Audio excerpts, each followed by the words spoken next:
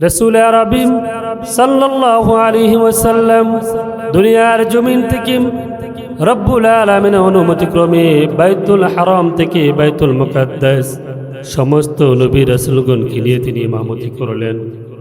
1,24,000 মতান্তরে 2,24,000 নবী রাসূলদেরকে নিয়ে রাসূল আরবি সাল্লাল্লাহু আলাইহি ওয়াসাল্লাম বাইতুল মুকাদ্দাস ইমামতি করেছেন।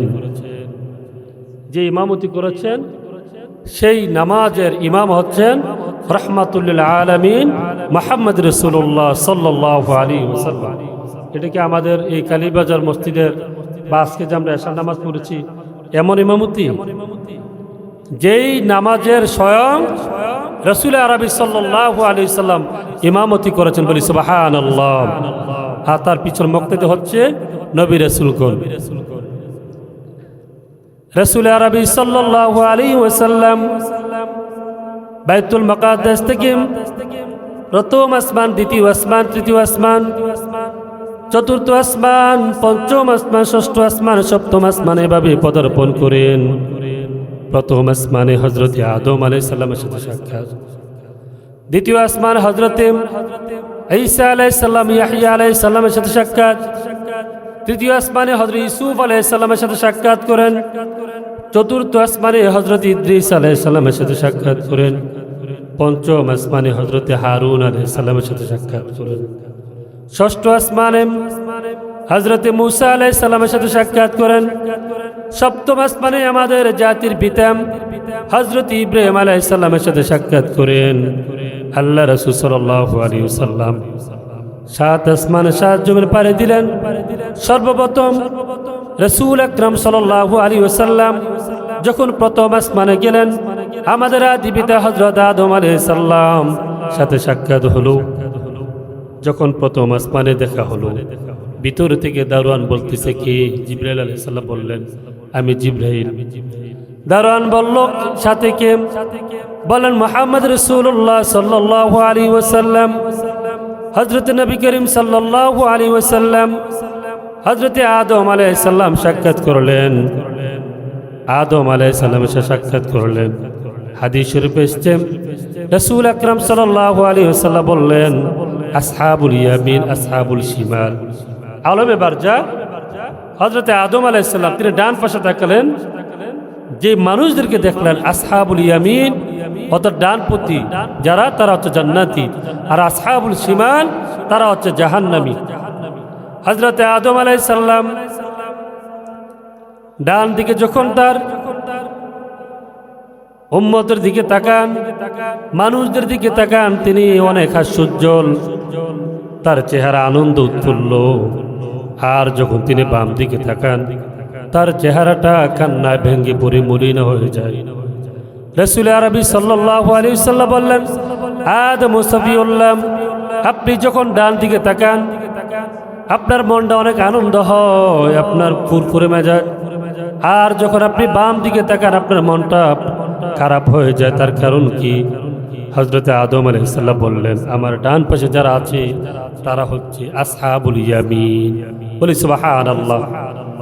হযরত আদম আলাইহিস সালামের ডান পাশে যারা আসহাবুল ইয়ামিন অর্থাৎ জান্নাতবাসী, দুনিয়ার জমিনে যারা আল্লাহ এবং রাসূলের পথে তার জীবনটাকে পরিচালনা করেছেন, যারা আল্লাহকে মান্য করেছেন, রাসূলকে ইতাআত করেছেন, যারা আল্লাহর বিধান মোতাবেক তাদের জীবনটাকে পরিচালনা করেছেন, তারা হচ্ছে আসহাবুল ইয়ামিন, তারা হচ্ছে জান্নাতি। আর বাম পাশে যারা আছে আসহাবুল শিমাল, তারা হচ্ছে জাহান্নামী। তারা আল্লাহকে মানে নাই, তারা রাসূলকে মানে নাই, কোরআন বিধান মতো তাদের জীবনটাকে পরিচালনা করে নাই। হযরত জিবরাইল আলাইহিস সালাম একে একে জান্নাত জাহান্নাম দেখালেন। হযরত জিবরাইল আলাইহিস সালাম রাসূল আকরাম সাল্লাল্লাহু আলাইহি ওয়াসাল্লামকে সামনে অগ্রসর হলেন। দেখলেন একদল মানুষ তাদের নিজের নখ দ্বারা তাদের চেহারার ভিতরে খামচেছে।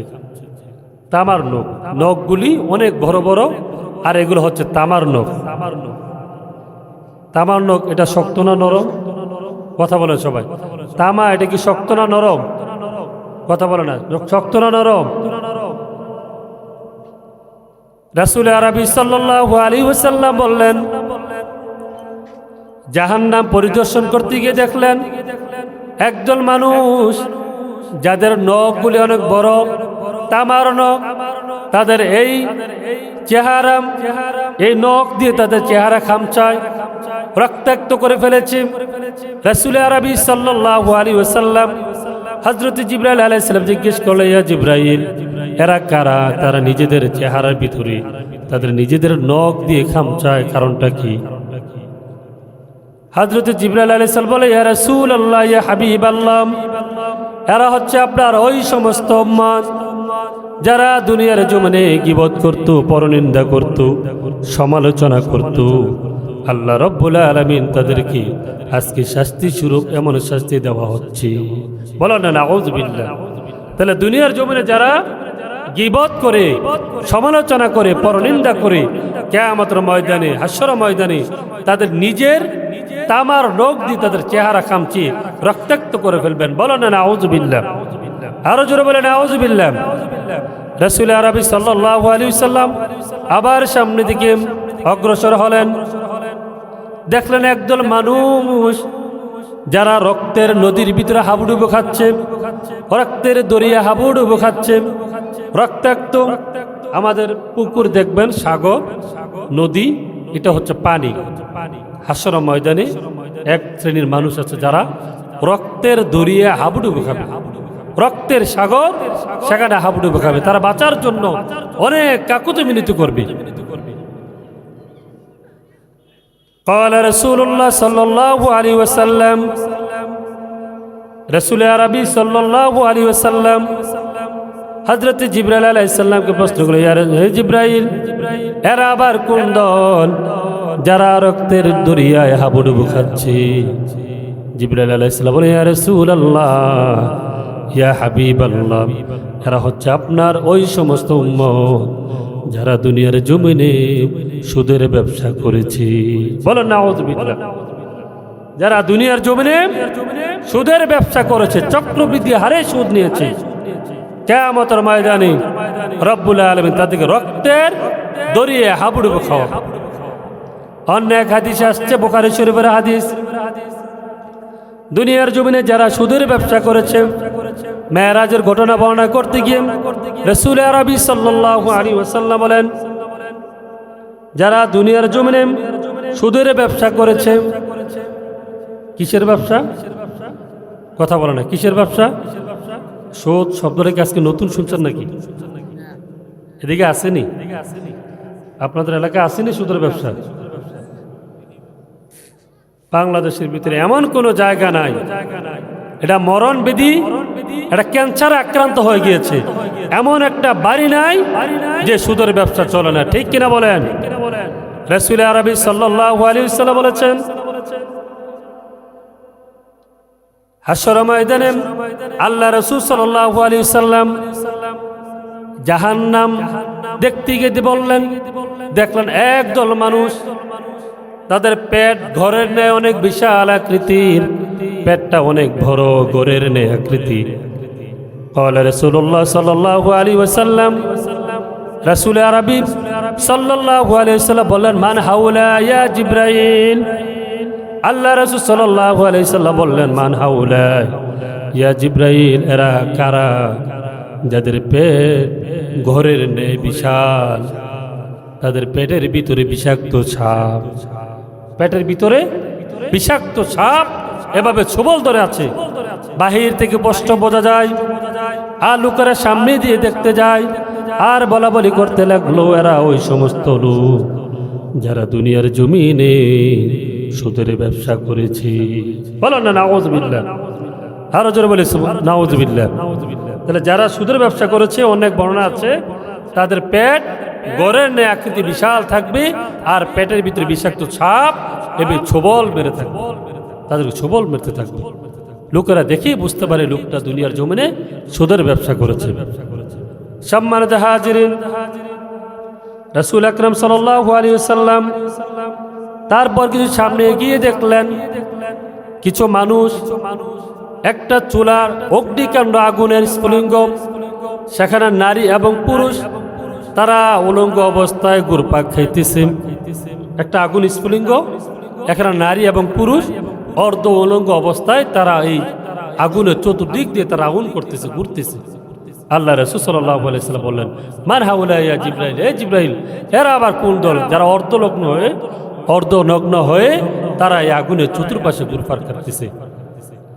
হযরত জিবরাইল এসে বলে, ইয়া রাসূলুল্লাহ, ইয়া হাবিবাল্লাহ, এরা হচ্ছে আপনার ওই সমস্ত উম্মত যারা দুনিয়ার জমিনে যারা পর্দা করে নাই, অর্ধনগ্ন অবস্থায় তারা জীবন যাপন করেছে।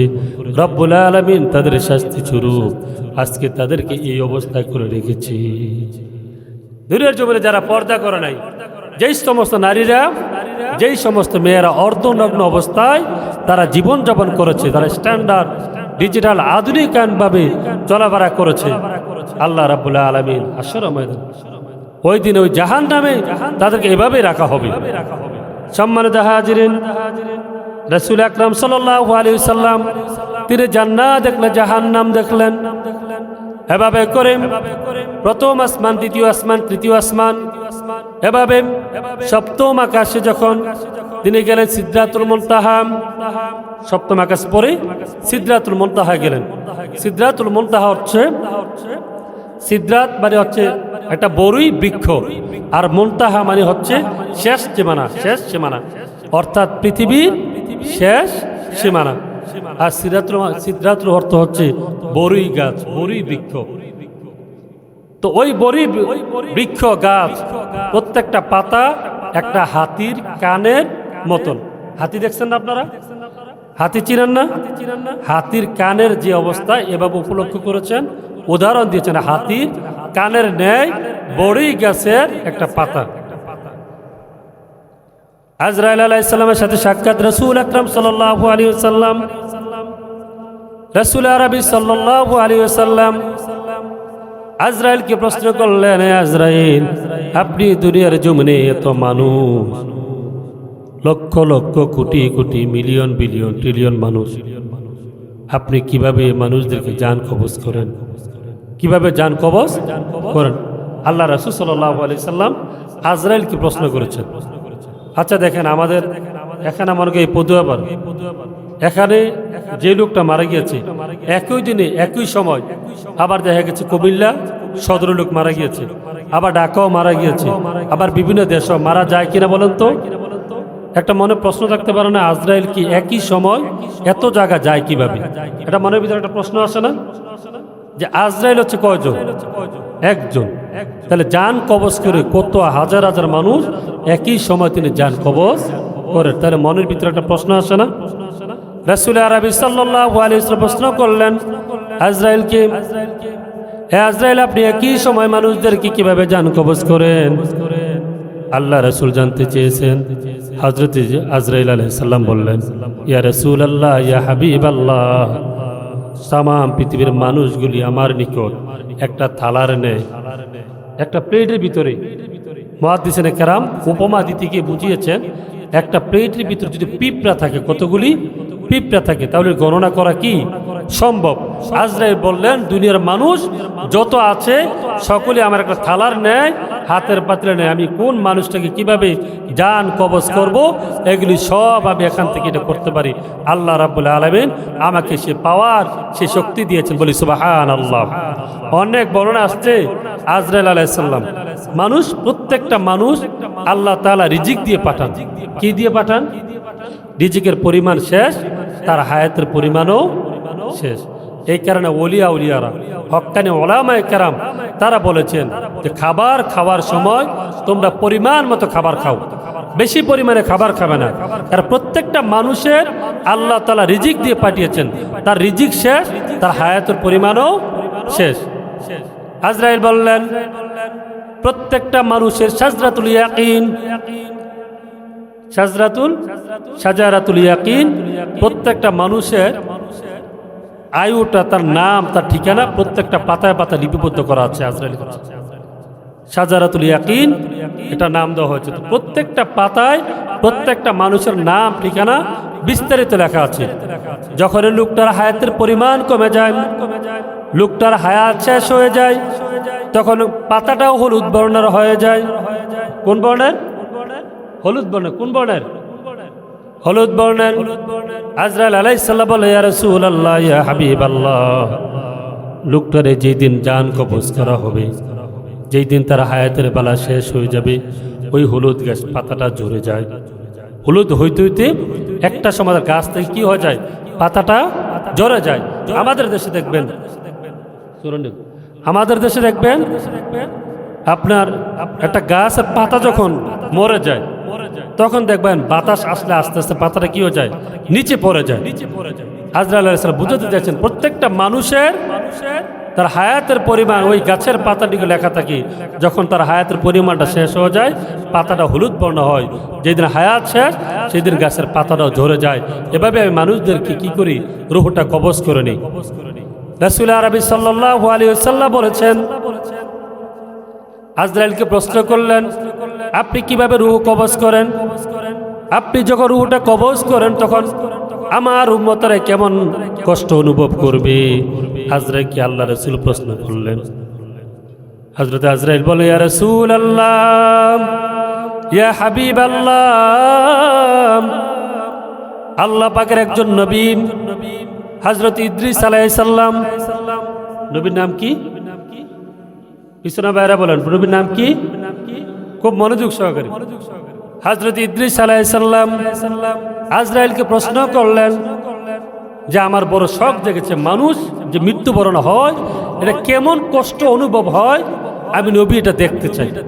ইদ্রিস আলাইহিস সালাম কি করলেন, আজরাইলের কাছে এটা ফরিয়াদ করেছে, মানুষ যে মারা যায় কেমন পরিমাণ কষ্ট হয় এটা আমি জানতে চাই, এটা বুঝতে চাই। হযরত ইদ্রিস আলাইহিস সালাম আল্লাহর অনুমতি ক্রমে আল্লাহর কাছ থেকে অনুমতি নিলেন। আজরাইল আলাইহিস সালাম হযরত ইদ্রিস আলাইহিস সালামের রূহটা কবজ করলেন। আজরাইল আলাইহিস সালাম ইদ্রিস আলাইহিস সালামের রূহটা কবজ করলেন। কবজ করার পরে আবার ওই ইদ্রিস আলাইহিস সালামের রূহটা আবার ফিরিয়ে দিলেন। আজরাইল আলাইহিস সালাম প্রশ্ন করলেন, ইদ্রিস আলাইহিস সালাম, আপনার রূহটা যখন কবজ করা হলো, আপনার কেমন যন্ত্রণা হয়েছে? আপনার কেমন কষ্ট হয়েছে? আপনার রূহটা যখন কবজ করা হয়েছে কেমন কষ্ট হয়েছে, কেমন যন্ত্রণা হয়েছে? ইদ্রিস আলাইহিস সালাম বললেন, আজরাইল, তুমি যখন আমার রূহটা কবজ করেছ, একজন জীবন্ত মানুষ, একজন জীবন্ত মানুষ, তরতাজা ব্যক্তি, একজন জীবন্ত মানুষের তার চামড়াটা ছিঁড়ে টেনে আসছে, যখন ছিঁড়ে ফেলা হয় যেরকম কষ্ট হয়, তার চাইতে বেশি পরিমাণ আমার কষ্ট হয়েছে। বলি আল্লাহু আকবার। আরো জোরে বলি আল্লাহু আকবার। একটা জীবন্ত মানুষ তার চামড়াটা ছিঁড়ে ফেললে কি পরিমাণ কষ্ট হওয়ার কথা একটু চিন্তা করুন তো। ইদ্রিস আলাইহিস সালাম বলে, আমি একজন নবী, তার এই জীবন্ত মানুষের চামড়া চিরে ফেলার চাইতো আরো অধিক পরিমাণ কষ্ট আমার হয়েছে। আল্লাহ রাসূল সাল্লাল্লাহু আলাইহি ওয়াসাল্লাম এই কথা শুনে চিন্তায় পড়ে গেলেন, বিচলিত হয়ে গেলেন, না জানি আমার উম্মতেরা কত কষ্ট পাবে, না জানি আমার উম্মতেরা কত কষ্ট পাবে। আজরাইল আলাইহিস সালাম বলে, ইয়া রাসূলুল্লাহ, ইয়া হাবিবাল্লাহ, আপনি বিচলিত হবেন না, আপনি চিন্তিত হবেন না। ইয়া রাসূলুল্লাহ, আল্লাহ রাব্বুল আলামিন বলেছেন, যারা নেককার বান্দা, যারা নেককার বান্দা, ইয়া রাসূলুল্লাহ, যারা নেককার বান্দা, যাদের মৃত্যুটা, যাদের রূহটা আমি আজরাইল কবজ করব, একটা সন্তান, শিশু সন্তান, দুধের সন্তান মায়ের গর্ভে থেকে যখন তার স্তনে দুগ্ধ পান করা অবস্থায় ঘুমিয়ে পড়ে, তার মতন তার রূহটা আমি আজরাইল কবজ করে নেই। বলি সুবহানাল্লাহ। আরো জোরে বলি সুবহানাল্লাহ।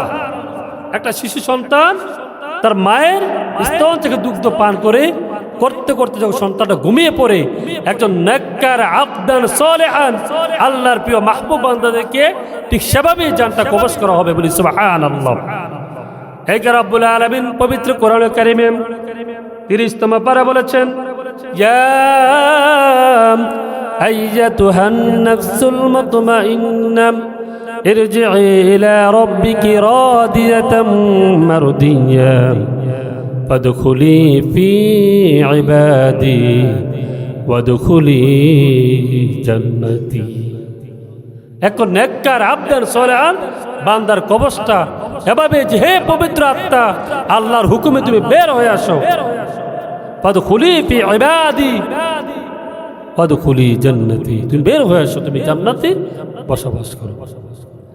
আর জাহান্নামী ব্যক্তি মৃত্যুর যন্ত্রণা কত কষ্ট হবে, ওয়াজাত সাকরাতুল মাউত, মৃত্যুর যন্ত্রণা কত ভয়ঙ্কর, ওয়াজাত সাকরাতুল মাউত বিল হাক্কি, মৃত্যুর যন্ত্রণা সত্য, লা শাক্কা ফিয়াতে কোনো সন্দেহ নাই। অনেক হাদিস আসছে রাসূল আকরাম সাল্লাল্লাহু আলাইহি ওয়াসাল্লাম বলেছেন প্রত্যেকটা মানুষের মৃত্যুটা একটা কিয়ামতের আলামত। বলেন আল্লাহু আকবার। যারা মৃত্যুবরণ করেছে তারা বুঝতে পারবে। আল্লাহ রাসূল সাল্লাল্লাহু আলাইহি ওয়াসাল্লাম বলেছে প্রত্যেকটা মানুষ মৃত্যুটা একটা আলামত, কিয়ামতের একটা আলামত। সম্মানিত হাজিরিন, মৃত্যুর খবর শোনার পর রব্বুল আলামিন প্রিয় হাবিব মুহাম্মদ রাসূলুল্লাহ সাল্লাল্লাহু আলাইহি ওয়াসাল্লাম তিনি সিদরাতুল মুনতাহা থেকে আরশে আজিমে গেলেন রফ দ্বারার মাধ্যমে। জিবরাইল আলাইহিস সালাম ইয়া রাসূলুল্লাহ ইয়া হাবিবাল্লাহ, আমার সেখানে যাওয়ার অনুমতি নাই, আমি সেখানে যাইতে পারবো না, আপনি এককভাবে যান। আল্লাহ রাসূল সাল্লাল্লাহু আলাইহি সাল্লাম আরশে আজিমে গেলেন। আল্লাহ রাব্বুল আলামিনের সাথে সাক্ষাৎ হলো। সাক্ষাৎ হওয়ার পরে এখানে যদি হাদিসটি সনদ মুহাদ্দিসিনে কেরাম কেউ বলছেন এটা দয়ীফ হাদিস, এটা সনদটা সঠিক পাওয়া যায় নাই। তারপরে আল্লাহ রাব্বুল আলামিন রাসূল আকরাম সাল্লাল্লাহু আলাইহি সাল্লামের সাথে সাক্ষাৎ হলো। আল্লাহ রাব্বুল আলামিন মুহাম্মদ রাসূলুল্লাহ সাল্লাল্লাহু আলাইহি সাল্লামকে প্রশ্ন করলেন, ইয়া রাসূলুল্লাহ ইয়া হাবিবাল্লাহ, আপনি যে আমার সাথে আসছেন, আপনি যে আমার দেখা করতে আসছেন, আমার জন্য কি হাদিয়া নিয়ে এসেছেন? বলি সুবহানাল্লাহ। আল্লাহ রাব্বুল আলামিন রাসূল আরবি সাল্লাল্লাহু আলাইহি সাল্লামকে প্রশ্ন করে, ইয়া রাসূলুল্লাহ, আপনি যে আমার কাছে এসেছেন আমার জন্য কি হাদিয়া নিয়ে এসেছেন? রাসূল আকরাম সাল্লাল্লাহু আলাইহি সাল্লাম সিজদা লুটে পড়ে বললেন, আত্তাহিয়াতু লিল্লাহি ওয়াস সালাওয়াতু ওয়াত তাইয়্যিব। আবার বলেন, আত্তাহিয়াতু লিল্লাহি ওয়াস সালাওয়াতু ওয়াত তাইয়্যিব। আল্লাহ রাসূল সাল্লাল্লাহু আলাইহি সাল্লাম বলেন, রব্বুল আলামিন আত্তাহিয়াতু লিল্লাহি ওয়াস সালাওয়াতু ওয়াত তাইয়্যিবাত। আল্লাহ রাব্বুল আলামিন রাসূল আকরাম সাল্লাল্লাহু আলাইহি সাল্লামের এই বাণীটুকু শুনে বলেন, আসসালামু আলাইকা আইয়ুহান নবিয়্যু ওয়া রাহমাতুল্লাহি ওয়া বারাকাতুহু। আল্লাহ রাব্বুল আলামিন বলেন, ইয়া আইয়ুহান নবী, আপনাকে সালাম দিই, ওয়া রাহমাতুল্লাহি ওয়া বারাকাতুহু, আপনার উপর রহমত এবং বরকত নসিব হোক। আল্লাহ রাসূল সাল্লাল্লাহু আলাইহি সাল্লাম বললেন, শুধু আমাকে সালাম দিলে হবে না, আসসালামু আলাইনা ওয়া আলা ইবাদিল্লাহিস সালিহিন, যারা আল্লাহর ইবাদত করে সলফে সালেহ নেককার বান্দাদের জন্য সালাম বলি। সুবহানাল্লাহ। আল্লাহ রাব্বুল আলামিন এবং রাসূল আরবি সাল্লাল্লাহু আলাইহি সাল্লামের কথোপকথনের এই সুন্দর দৃশ্য দেখে ফেরেশতারা সমস্যরা বললেন, আশহাদু আল্লা ইলাহা ইল্লাল্লাহু ওয়া আশহাদু আন্না মুহাম্মাদান আবদুহু ওয়া রাসূলুহু। বলি সুবহানাল্লাহ। ফেরেশতারা সব এক বাক্যে সাক্ষ্য দিল, আশহাদু আল্লা ইলাহা ইল্লাল্লাহ, আমরা সাক্ষ্য দিচ্ছি আপনি একমাত্র আল্লাহর রাসূল এবং প্রেরিত বান্দা। বলি সুবহানাল্লাহ।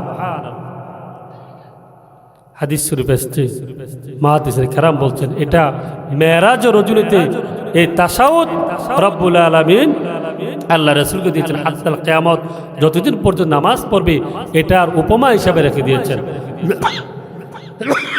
যদিও হাদিসটি ব্যাপারে সনদ অনেক দুর্বল পাওয়া গিয়েছে। সম্মানিত হাজিরিন, আমাদের দেশে যখন কোনো প্রধানমন্ত্রী আসেন, যেই এলাকায় আসে সব কিছু দোকানপাট বন্ধ হয়ে যায়, রাস্তাঘাটে শুধু সরকারি গাড়ি ছাড়া আর কোনো গাড়ি চলে না। কোনো গাড়ি চলে? সরকারি কোনো ব্যক্তি যদি আসে, প্রধানমন্ত্রী যদি আসে, এই দিন যে রাস্তাতে যাবে ওই রাস্তা কোনো গাড়ি ঘোড়া আর চলে, দোকানপাট সব কিছু বন্ধ। তা আল্লাহ এবং রাসূলের ভিতরে কথোপকথন হয়েছে, সাক্ষাৎ হয়েছে, আদান প্রদান হয়েছে, একটা সিদ্ধান্ত হয়েছে। সিদ্ধান্ত কি?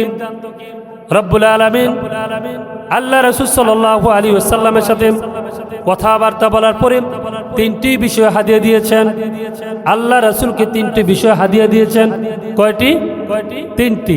এক নম্বর হচ্ছে 50 ওয়াক্ত নামাজ, 2 নম্বর সূরাতুল বাকারার শেষ 2 আয়াত, আর 3 নম্বর হচ্ছে মুশরিক ব্যতীত সমস্ত বান্দাদেরকে আল্লাহ তাআলা ক্ষমা করে দিবেন। বলি সুবহানাল্লাহ। কয়টা? 3টা হাদিয়া। কয়টা? একটা হচ্ছে 50 ওয়াক্ত নামাজ, কয় ওয়াক্ত? 2 নম্বর হচ্ছে সূরাতুল বাকারার শেষ 2 আয়াত আল্লাহ তাআলা রাসূল আকরাম সাল্লাল্লাহু আলাইহি সাল্লামকে হাদিয়ে দিয়েছেন। আর 3 নম্বর হচ্ছে কি, মুশরিক কাফের তাদের ছাড়া সবাইকে আল্লাহ তাআলা কি করবেন? মাফ করে দিবেন, বলি সুবহানাল্লাহ। 50 ওয়াক্ত নামাজ কি রব্বুল আলামিন আরশে আজিম থেকে 7ম আসমান পার হয়ে 6ষ্ঠ আসমানে চলে এসেছেন। হযরত মূসা আলাইহিস সালামের সাথে সাক্ষাৎ হলো। মূসা আলাইহিস সালাম বলে, ইয়া রাসূলুল্লাহ, ইয়া হাবিবাল্লাহ, আপনি আল্লাহ পাকের সাথে কথোপকথন হয়েছে, সাক্ষাৎ হয়েছে, কি হাদিয়া নিয়ে এসেছেন আপনার উম্মতের জন্য? রাসূল আরবি সাল্লাল্লাহু আলাইহি সাল্লাম বললেন, মূসা আলাইহিস সালাম আমার উম্মতের জন্য আল্লাহ রাব্বুল আলামিন 50 ওয়াক্ত নামাজ হাদিয়া দিয়েছেন, বলি সুবহানাল্লাহ। কয় ওয়াক্ত? কথা বলে না, কয় ওয়াক্ত? 50 ওয়াক্ত নামাজ হাদিয়া নিয়ে এসেছে। আমাদের দেশে দেখবেন যখন কোনো উচ্চ পর্যায়ের লোকেরা মিটিং হয়, 2 দলের ভিতরে কি হয়? মিটিং হয় বা দ্বিপাক্ষিক মিটিং হয়। 2 দেশের গভর্নরের সাথে যখন কথা হয় বা রাষ্ট্রপতির সাথে যখন কথা হয়, কথা বলার পরে দেখবেন সাংবাদিকরা হুমড়ি খেয়ে পড়ে কখন বের হবে আর কি সিদ্ধান্ত নিয়ে এসেছে এটা জানার জন্য। ঠিক কিনা বলেন? হ্যাঁ, কথা বোঝেন না আমার? 2 দেশের যখন দ্বিপাক্ষিক কোনো বৈঠক হয়, কি সিদ্ধান্ত হয়েছে এটা জানার জন্য সাংবাদিক, জার্নালিস্ট তারা সবাই হুমড়ি খেয়ে পড়ে কি সিদ্ধান্ত হয়েছে। হযরত মূসা আলাইহিস সালাম ঠিক তদ্রুপ রাসূল আরবি সাল্লাল্লাহু আলাইহি সাল্লামকে জিজ্ঞাসা করে, ইয়া রাসূলুল্লাহ, ইয়া হাবিবাল্লাহ, আপনি তো আল্লাহর সাথে সাক্ষাৎ করেছেন, আপনার উম্মতের জন্য কি নিয়ে এসেছেন? আল্লাহ রাসূল বললেন, আমার উম্মতের জন্য আল্লাহ পাক 3টা জিনিস হাদিয়ে দিয়েছেন, 50 ওয়াক্ত নামাজ, 2 রাকাত অর্থাৎ সূরা বাকারার শেষ 2 আয়াত, আর 3 নম্বর তো মুশরিক ব্যতীত সমস্ত মানুষদেরকে আল্লাহ তাআলা ক্ষমা করে দিবেন। হযরত মূসা আলাইহিস সালাম, ইয়া রাসূলুল্লাহ, ইয়া হাবিবাল্লাহ, আল্লাহ রাব্বুল আলামিন আপনার উম্মতের জন্য 50 ওয়াক্ত নামাজ ফরজ করে দিয়েছেন। ইরজি ইলা রাব্বিকা, আপনি চলে যান আপনার প্রভুর নিকট, আপনার উম্মতরা 50 ওয়াক্ত নামাজ আদায় করতে পারবে। হযরত মূসা আলাইহিস সালাম বললেন, ইয়া রাসূলুল্লাহ, ইয়া হাবিবাল্লাহ, আমার আমলে বনী ইসরাইলদের জমানায় 3 ওয়াক্ত নামাজ ফরজ করেছেন। বনী ইসরাইল জমানায় কয় ওয়াক্ত নামাজ ফরজ ছিল? 3 ওয়াক্ত। কয় ওয়াক্ত? কথা বলে না, কয় ওয়াক্ত? বনী ইসরাইলদের জমানায় 3 ওয়াক্ত নামাজ ফরজ ছিল। সকালে 2 রাকাত, জোহর টাইমে 2 রাকাত, বিকালে 2 রাকাত, মোট 6 রাকাত। কয় রাকাত? মূসা আলাইহিস সালামের জমানায় 3 ওয়াক্ত নামাজ ফরজ ছিল, 2 রাকাত করে 6 রাকাত, 2 রাকাত করে 6 রাকাত। আমার উম্মতরা এই 3 ওয়াক্ত নামাজই পড়ে না, এটা আমার অভিজ্ঞতা থেকে বলতেছি। মূসা আলাইহিস সালাম বললেন, ইয়া রাসূলুল্লাহ, আপনার উম্মতরা 50 ওয়াক্ত নামাজ আদায় করতে পারবে না। ইরজি ইলা রাব্বিকা, আপনার প্রভুর নিকট যান, 50 ওয়াক্ত নামাজ আদায় করতে পারবে না, আপনি নামাজটাকে কমিয়ে আনেন। আল্লাহ রাসূল সাল্লাল্লাহু আলাইহি ওয়াসাল্লাম আল্লাহ রাব্বুল আলামিনের কাছে ফরিয়াদ করলেন, রব্বুল আলামিন, আমার উম্মতরা তারা দুর্বল মানুষ, দুনিয়ার জমিনে কাজকর্ম নিয়ে অনেক ব্যস্ত থাকবে, 50 ওয়াক্ত নামাজ আদায় করতে পারবে না। আল্লাহ রাসূল 5 ওয়াক্ত নামাজ আবদার করলেন, আল্লাহ রাব্বুল আলামিন 5 ওয়াক্ত নামাজ কমিয়ে দিলেন। আল্লাহ রাব্বুল আলামিন 50 ওয়াক্ত থেকে 5 ওয়াক্ত নামাজ কমিয়ে দিলেন। আর কয় ওয়াক্ত রইল? 45। মূসা আলাইহিস সালামের নিকট আবার আগমন করলেন। মূসা আলাইহিস জিজ্ঞেস করলেন, ইয়া রাসূলুল্লাহ, ইয়া হাবিবাল্লাহ, রব্বুল আলামিন কয় ওয়াক্ত নামাজ কমিয়েছেন? আল্লাহ রাসূল বললেন, মূসা, আল্লাহ রাব্বুল আলামিন 5 ওয়াক্ত নামাজ কমিয়ে দিয়েছেন, 5 ওয়াক্ত নামাজ কমিয়ে দিয়েছেন, আরো 45 ওয়াক্ত নামাজ আল্লাহ তাআলা ফরজ করেছেন। মূসা আলাইহিস সালাম বলে, ইয়া রাসূলুল্লাহ, 45 ওয়াক্ত নামাজ আপনার উম্মতরা আদায় করবে না, আপনি আবার চলে যান। এভাবে আল্লাহ রাসূল সাল্লাল্লাহু আলাইহি সাল্লাম আসতে যাইতে আসা যাওয়া করতে করতে 9 বার গেলেন আল্লাহর দরবারে। কয়বার গেলেন? 9 বারই 5 ওয়াক্ত করে কমিয়েছেন, 5 ওয়াক্ত করে। তাহলে 5 9 45 ওয়াক্ত নামাজ আল্লাহ তাআলা কমিয়ে দিয়েছেন। আর কয় ওয়াক্ত রইল? আর কয় ওয়াক্ত? মূসা আলাইহিস সালামের সাথে আবার সাক্ষাৎ হলো।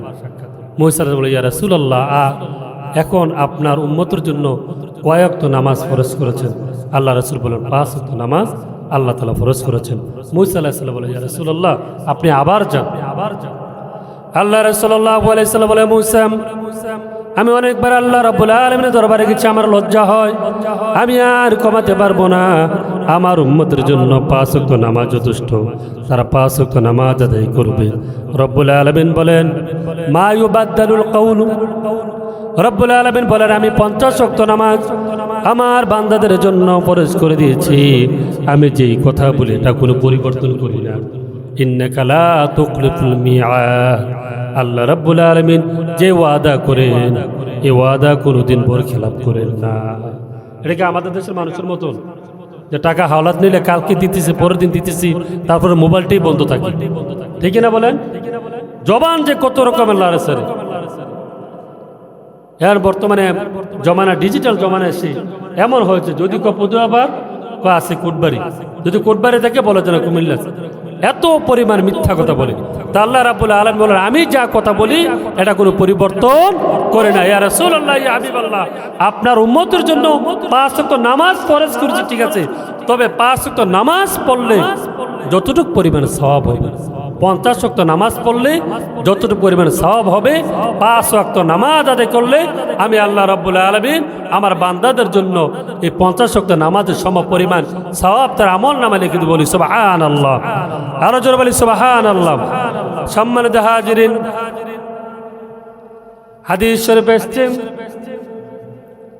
وعن أبي هريرة رضي الله تعالى عنه قال سمعت رسول الله صلى الله عليه وسلم إن أول الناس يقضى عليه يوم القيامة قيامة ময়দানে রব্বুল আলামিন 3 শ্রেণীর ব্যক্তির ব্যাপারে ফয়সালা দিবেন। কয় শ্রেণীর? 3 শ্রেণীর। কয় শ্রেণীর? إن أول الناس يقضى عليهم يوم القيامة কিয়ামতের ময়দানে রব্বুল আলামিন 3 শ্রেণীর ব্যক্তির ব্যাপারে ফয়সালা দিবেন। 1 নম্বর হচ্ছে শহীদ, 1 নম্বর শহীদ, 2 নম্বর হচ্ছে আলেম, 3 নম্বর হচ্ছে দানশীল ব্যক্তি। এই 3 শ্রেণীর ব্যাপারে কিয়ামতের ময়দানে সর্বপ্রথম ফয়সালা দিবেন। রব্বুল আলামিন বলবেন রাজুলুন উস্তুশহিদা فأوتي بها فعرفه نعمته فعرفها রব্বুল আলামিন সর্বপ্রথম শহীদদের ব্যাপারে ফয়সালা দিবেন। রব্বুল আলামিন তিনি বলে ফাআররাফাহু নি'মাতাহু, শহীদদের মর্যাদা নেয়ামত সম্পর্কে ওই ব্যক্তির নিকট উপস্থাপনা করবেন, নেয়ামত সম্পর্কে আলোচনা করবেন। ফাআরাফাহা, ওই যে ব্যক্তি শহীদ হয়েছে উনি বুঝতে পারবেন শহীদদের মর্যাদা কি। আল্লাহ রাব্বুল আলামিন বলবেন ফামা আমিলতা ফিহা, ও শহীদ দুনিয়ার জমিনে তুমি শহীদ হয়েছো, তুমি কি কারণে শহীদ হয়েছো? ব্যক্তি বলবে রব্বুল আলামিন, ওগো আল্লাহ রাব্বুল আলামিন, আমি শহীদ হয়েছি দুনিয়ার জমিনে, আমি শহীদ হয়েছি আপনার দ্বীন কায়েম করার জন্য, ফি সাবিলিল্লাহ, আল্লাহর রাস্তায় জিহাদ করে আমি শহীদ হয়েছি। ওই ব্যক্তি বলবে, রব্বুল আলামিন বলবেন قال كذبت, রব্বুল আলামিন বলবেন قال كذبت, তুমি মিথ্যা বলেছো, তুমি মিথ্যা বলেছো, তুমি মিথ্যা বলেছো, তুমি সত্য কথা বলো নাই। দুনিয়ার জমিনে তুমি শহীদ হয়েছো, দুনিয়ার জমিনে তুমি জিহাদ করেছো আমার সন্তুষ্টি অর্জন করার জন্য নয়, তুমি মানুষদেরকে খুশি করার জন্য। তোমার পরিবার পরিজন, তোমার জাতি, তোমার গোষ্ঠী, তোমার বংশধররা সবাই তোমাকে নিয়ে বাহবা বলবে, তোমাকে বীর মুজাহিদ ব্যক্তি বলবে, বীর পুরুষ বলবে। এই কারণে তুমি শহীদ হয়েছো। ক্বালা কাযাবতা, তুমি মিথ্যা বলেছো। সুম্মা উমিরা বিহি ফাসুহিবা আলা ওয়াজহি হাত্তা উলকিয়া ফিন্নার, রব্বুল আলামিন ফেরেশতাদেরকে বলবেন সুম্মা উমিরা বিহি ফাসুহিবা আলা ওয়াজহি, রব্বুল আলামিন ফেরেশতাদেরকে আদেশ করবেন, ও ফেরেশতারা, আল্লাহ রাব্বুল আলামিন সুম্মা উমিরা বিহি, আল্লাহ তাআলা ফেরেশতাদের অর্ডার করবেন, আদেশ করবেন, ফাসহিবা আলা ওয়াজহি, তার চেহারাটা জমিনের দিকে দিয়ে দাও, আলা ওয়াজহি, তার উপর করে নাও, অর্থাৎ চেহারাটা জমিনের দিকে দাও, পাগুলো উপরে নাও, হাত্তা উলকিয়া আলান নার, ওই ব্যক্তিকে টানতে টানতে হেসিয়ে জাহান্নামে নিয়ে যাও। বলেন না আল্লাহু আকবার, আরো জোরে বলে আল্লাহু আকবার। কি কারণে? ওই ব্যক্তি শহীদ হয়েছে আল্লাহর সন্তুষ্টি অর্জন করার জন্য নয়, তিনি একটা দলের বাস্তবায়ন করার জন্য, তার আক্রোশ থেকে মানুষের সাথে মারামারি করে ঝগড়া বিবাদ করে তিনি ইন্তেকাল করেছে। এটা তিনি দ্বীন কায়েম করার জন্য তিনি শহীদ হয়েছে না। আল্লাহ রাব্বুল আলামিন বলেন ক্বালা কাযাবতা, তুমি মিথ্যা কথা বলেছো। সুম্মা উমিরা বিহি ফাসুহিবা আলা ওয়াজহি হাত্তা উলকিয়া আলান নার। 2 নম্বর ব্যক্তি যার ব্যাপারে ফয়সালা দেওয়া হবে, যার ব্যাপারে সিদ্ধান্ত দেওয়া হবে। 2 নম্বর ব্যক্তি হচ্ছে আলেম ওলামা। আলেম ওলামা। বর্তমান জমানা দেখবেন আলেমদের শেষ নাই। বর্তমান জমানা দেখবেন এমন একটা জমানা বের হয়েছে, প্রত্যেকটা বাড়ি বাড়ি, প্রত্যেকটা গোত্রে মহল্লায় এমন করে বাকি না যে মাহফিল হয়। কথা বলে না, এত পরিমাণ মাহফিল হয়, কিন্তু আমাদের ভিতরে হেদায়েত আছে? কথা বলে না, হেদায়েত আছে? হেদায়েত আসেনি, বরঞ্চ মানুষ আর খারাপের দিকে যাইতেছে। আলেম ওলামাদের ব্যাপারে কথা আল্লাহ রাব্বুল আলামিন আলেমদেরকে ধরবেন এক কাতারে, বলবেন দুনিয়ার জমিনে তুমি কেন আলেম হয়েছো? তুমি কেন কোরআন তেলাওয়াত করেছো, কোরআন পাঠ করেছো, কোরআন অর্জন করেছো, কেন তুমি হাদিস চর্চা করেছো? ওই ব্যক্তি বলবেন রব্বুল আলামিন আল্লাহ তাআলা, আমি ইলম অর্জন করেছি মানুষদেরকে দ্বীন প্রচার করার জন্য, দ্বীন প্রচার করার জন্য আমি ইলম অর্জন করেছি। রব্বুল আলামিন বলবেন ক্বালা কাযাবতা, তুমি মিথ্যা কথা বলেছো। তুমি দুনিয়ার জমিনে ইলম অর্জন করেছো, তুমি দুনিয়ার জমিনে ইলম অর্জন করেছো যেন লোকেরা তোমাকে, সমাজের লোকেরা, গোত্রের লোকেরা, পাড়ার লোকেরা তোমাকে সব আলেম হিসাবে স্বীকৃতি দেয়। আলেম নামে ডাকি, তোমাকে কারি নামে ডাকি, তোমাকে হাফেজ কোরআন নামে ডাকি। এই কারণে তুমি আলেম হয়েছো। আসলে প্রকৃত অর্থে তুমি আলেম অর্জন করো নাই, তুমি দ্বীন কায়েম করার জন্য আলেম হও নাই। তোমাকে সমাজের লোকেরা, গোত্রের লোকেরা আলেম বলবে, কারি সাহেব বলবে, বড় হুজুর বলবে, আল্লামা বলবে। এই কারণে তুমি আলেম হয়েছো, তুমি দ্বীন কায়েম করার জন্য ইলম অর্জন করো না, আলেম হও নাই। ক্বালা কাযাবতা, তুমি মিথ্যা কথা বলেছো। সুম্মা উমিরা বি, আল্লাহ রাব্বুল আলামিন ফেরেশতাকে অর্ডার করবেন, আদেশ করবেন, ফাসহিবা আলা ওয়াজহি, তার চেহারা জমিনের দিকে নিয়ে যাও, পাগুলো উপরে নিয়ে, হাত্তা উলকি আলান নার, তাকে টানতে টানতে হেসড়িয়ে জাহান্নামে নিয়ে যাবেন। বলেন না নাউযুবিল্লাহ। কাদেরকে? আলেমদেরকে। কাদেরকে? কথা বলে না, কাদেরকে? কাদেরকে? আলেমদেরকে নিয়ে যাবেন। বর্তমান জমানা আলেমরা দেখবেন ওয়াজের মাহফিলে মঞ্চ উঠেই যেই দল করে, যেই দল করে, যেই দলের মুরিদ, যেই দলের মুরিদ, যেই ফিরে গেছে মুরিদ হইছে, সত্য হোক মিথ্যা হোক এটাকে জায়েজ করার চেষ্টা করে। আছে না নাই? কথা বলেন, আছে না নাই? এটা অন্যায় কাজ করেছে, তারপরে চিন্তা ভাবনা করে কিভাবে এটাকে ইনিয়ে বিনিয়ে জায়েজ করা যায়। হক কথা বলার মতো মানুষ, হক কথা বলার মতো আলেম বর্তমানে আস্তে আস্তে ফুরিয়ে যাচ্ছে। সত্য কথা বলার মতো মানুষ আস্তে আস্তে উঠে যাচ্ছে। আফদালুল জিহাদু কালিমাতু হাক্কিন ইনদা সুলতানিল জাইর, আল্লাহ রাসূল সাল্লাল্লাহু আলাইহি ওয়াসাল্লাম বলেছেন সবচেয়ে বড় জিহাদ হচ্ছে অন্যের বিরুদ্ধে সত্য কথা বলা, এটাই হচ্ছে সবচেয়ে বড় জিহাদ। বলি আল্লাহু আকবার। এই কারণে সৎ কথা বলার মতো মানুষ এরই জমানা নাই, সত্য কথা বলার মতো মানুষ এখন নাই। একজন গরিব, একজন অসহায় মানুষ হলে তার ব্যাপারে বর্তমানে বিচার আছে, আর সমাজের প্রভাবশালী ব্যক্তি লক্ষ লক্ষ মিলিয়ন বিলিয়ন ডলারের মালিক, টাকার মালিক, তার ব্যাপারে কোনো বিচার নাই। কিন্তু একজন গরিব, একজন অসহায়, একটা রিক্সা চালক, একজন ব্যাগ চালক, সাধারণ মানুষ, তার জন্য বিচার আছে। সমাজের লোকেরা সবাই তার বিরুদ্ধে লেগে যায়। একজন প্রভাবশালীর বিরুদ্ধে কোনো সত্য কথা বলার মতো লোক বর্তমানে নাই। এখানে ওয়াজের মঞ্চে, এই ওয়াজের মঞ্চ, এই আলেমদের, এটা হচ্ছে হক কথা বলার জায়গা। এখানে কার উকালতি করার জায়গা, একমাত্র আল্লাহর গোলামি করার জায়গা, আল্লাহর ইবাদতের জায়গা। আপনি এই জায়গায় মঞ্চে বসে আপনি সত্য কথা বলবেন, ন্যায়ের কথা বলবেন, হক কথা বলবেন, এটাই একটা আলেমের প্রকৃত গুণ। ঠিক কিনা বলেন? আপনি ওয়াজের মঞ্চে এক আলেম আরেক আলেমের গীবতিতা করেন, গীবত করেন, পরনিন্দা করেন, গালাগালি করেন। কোথায় আজকে গিয়েছে ইসলাম? আজকে মাহফিল দ্বারা মানুষ কি আদায় হচ্ছে? আবার যে দল সাপোর্ট করে ওই দলের বিপক্ষ দলের কথা ওই হুজুরদের গালিমত করতে পারে, আজকে দিছে হুজুরে, বিপক্ষের হুজুরের একবার ইচ্ছা মতো বলছে। আছে না এভাবে বলে না? এই কথা বলে না এখন, আছে না এমন? তাহলে আমাদের কোথায় যাচ্ছে আজকে দিন? ইসলাম প্রচার কোথায় নিয়ে যাচ্ছে? আল্লাহ রাসূল সাল্লাল্লাহু আলাইহি ওয়াসাল্লাম বলেছেন, এই হাদিস দ্বারা আলেমদেরকে ধিক্কার দিয়েছেন যে তারাও সর্বপ্রথম জাহান্নামে যাবে।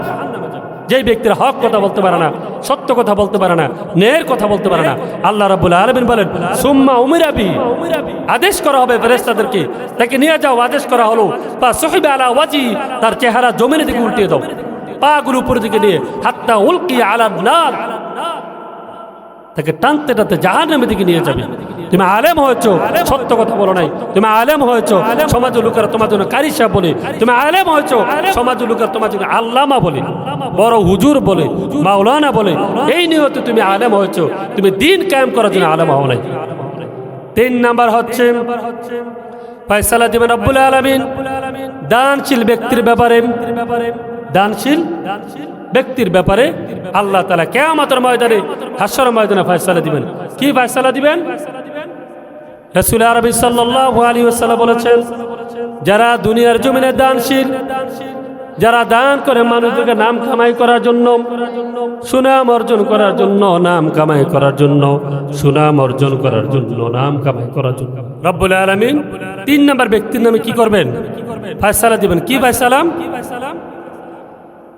যে দুনিয়ার দানশীল ব্যক্তি যারা দান করে, মসজিদ, মাদ্রাসা, ইয়াতিমখানায় দান করে না মানুষে, দান করার আগেই বলে দেয় যে আমি এত লক্ষ টাকা দান করব, আমার নামটা দেওয়া লাগবে। বলে কিনা বলেন? আমি এমন মাদ্রাসা ভবন করে দিব, আমার নামটা থাকা লাগবে। মাহফিলে প্রধান বক্তা করা হবে, মাহফিলে প্রধান অতিথি দেওয়া হবে, সভাপতি দেওয়া হবে। সভাপতি যদি আমাকে দেওয়া হয় তাহলে আমি এত হাজার টাকা দেব। এই কথা বলে কিনা বলেন? এক কথা বোঝেন না আমার? তাহলে মাহফিলে কি বলে? আমাকে যদি সভাপতি করা হয় আমি 20,000 টাকা দেব, আমাকে যদি প্রধান অতিথি করা হয় আমি 30,000 টাকা দেব। বলে কিনা? আল্লাহ রাব্বুল আলামিন কিয়ামতের ময়দানে রব্বুল আলামিন দানশীল ব্যক্তিদের ব্যাপারে ফয়সালা দিবেন, যারা দুনিয়ার জমিনে লোক দেখানোর জন্য, যারা দুনিয়ার জমিনে লোক দেখানোর জন্য দান করেছেন। আল্লাহ রাব্বুল আলামিন কিয়ামতের ময়দানে, হাশরের ময়দানে ওই ব্যক্তির ব্যাপারে ফয়সালা দিবেন, তুমি দান করেছো ইয়াতিমখানা, মসজিদে, লিল্লাহ বোর্ডিংয়ে অসহায় মানুষদেরকে দান করেছো, তোমার নিয়তটা ভালো ছিল না, এই দান তোমার কবুল হবে না।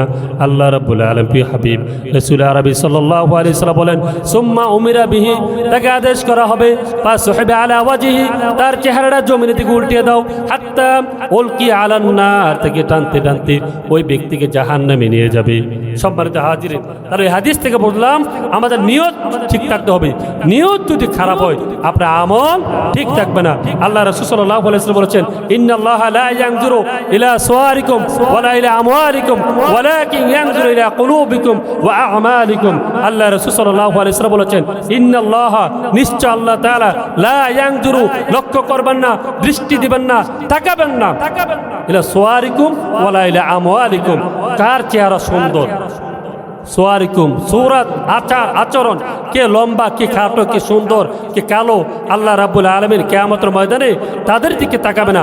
ওয়ালা ইলা আমওয়ালিকুম, ওই ধন সম্পদের তাকাবে না। দুনিয়ার জমিনে কার ধন সম্পদ বেশি ছিল, কোন ব্যক্তির চেহারা সুন্দর ছিল, লম্বা ছিল, কার অবয়ব দেহা ছিল, আল্লাহ রাব্বুল আলামিন সেই দিন কারো দিকে তাকাবেন না। ওয়ালাকিন ইয়ানজুরু ইলা কুলুবিকুম, তবে 2টা জিনিসের দিকে তাকাবেন। কয়টা জিনিসের দিকে? 2টা। ইলা কুলুবিকুম ওয়া আমালিকুম, একটা হচ্ছে মানুষের অন্তর, আর একটা হচ্ছে তার আমল। এই কিয়ামতের ময়দানে আল্লাহ রাব্বুল আলামিন যেই দিন বান্দার হিসাব নিকাশ করবেন, ওই দিন 2টা জিনিসের দিকে তাকাবেন। একটা হচ্ছে তার কলব, তার অন্তর ঠিক আছে কিনা, আর 2 নম্বর হচ্ছে তার আমল ঠিক আছে কিনা। যদি আমল ভালো হয় লোকটা জান্নাতে যাবে, যদি তার অন্তর ভালো হয়, কলব ভালো হয়, তো লোকটা জান্নাতে যাবে। অনেক হাদিসে আল্লাহ রাসূল সাল্লাল্লাহু আলাইহি ওয়াসাল্লাম বলেছেন, ইজা সুলহাত সুলহাল জাসাদু কুল্লুহু ওয়া ইজাল ফাসাদাত ফাসাদাল জাসাদু কুল্লুহু আলা ওয়াহিয়াল কলব। প্রত্যেক মানুষের বাম স্তনে 2 আঙ্গুলের নিচে একটা কলব আছে, একটা হার্ট আছে, একটা হৃদয় আছে। ওই হৃদয়, এই হার্ট, এই অন্তর যদি ভালো থাকে তার দেহটাই পাক, আর এই অন্তর যদি খারাপ থাকে তার পুরো দেহটাই নাপাক। ওই অবস্থা যত ইবাদত করুক আল্লাহর দরবারে কবুল হবে না। আমরা কথা বলি না তার নিয়ত ভালো না, তার অন্তর ভালো না। আমরা এই কথা বলি না, তার যার অন্তর ভালো না, যার নিয়ত ভালো না, আল্লাহ রাসূল সাল্লাল্লাহু আলাইহি ওয়াসাল্লাম বলেছেন তার আমল, তার দোয়া আল্লাহর দরবারে কবুল হয় না। এই কারণে আল্লাহ রাব্বুল আলামিন আসরের মধ্যে 2 শ্রেণীর ব্যক্তির চেহারা দিকে তাকাবেন না, চেহারা দিকে তাকাবেন না, আর ধন সম্পদের দিকে তাকাবেন না। তবে 2টা জিনিসের দিকে তাকাবেন, একটা হচ্ছে তার অন্তর, আর একটা হচ্ছে তার আমল। এই 2টা জিনিস যদি আমরা ঠিক করতে পারি আল্লাহ রাব্বুল আলামিন আমাদেরকে জান্নাত দান করতে পারে। সম্মানিত হাজিরিন, এই সংক্ষিপ্ত সময় যে কথাগুলি বলেছি আল্লাহ রাব্বুল আলামিন আমাদেরকে সেই অনুযায়ী আমল করার তৌফিক দান করে সকল বলে আমিন।